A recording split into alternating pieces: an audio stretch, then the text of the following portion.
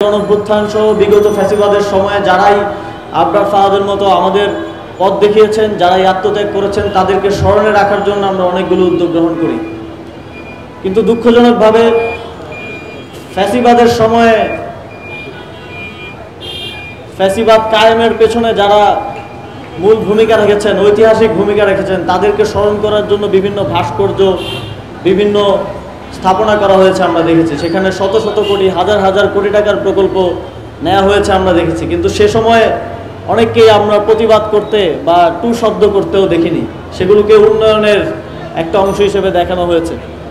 অথচ যখন আমরা আবরার ফাহাদের আটস্তম্ভ করতে গেলাম, এই আটস্তম্ভ নির্মাণ করতে ব্যয় হয়েছে মাত্র 39,59,000 টাকা, এবং আরও পারিপার্শ্বিক রাস্তাসহ অন্যান্য সংস্কার কাজগুলো মিলে সর্বমোট ব্যয় দাঁড়াবে 85 লক্ষ টাকা।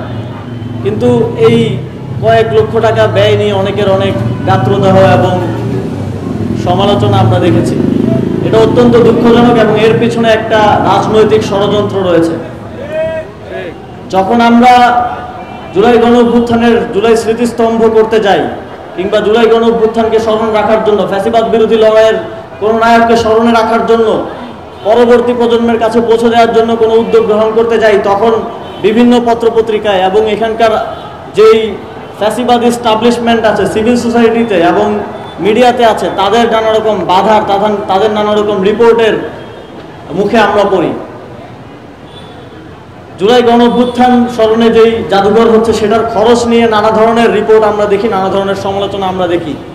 কিন্তু বিগত সময়ে শত শত ভাস্কর্য করতে গিয়ে কত হাজার কোটি টাকা খরচ করা হয়েছে, দুর্নীতি করা হয়েছে, লুটপাট করা হয়েছে। সেটা নিয়ে এই সুবিধাভোগী স্টাবলিশমেন্টের ফ্যাসিবাদী যে এলিমেন্টগুলো আছে, তাদের কোনো সারা শব্দ আমরা দেখি না।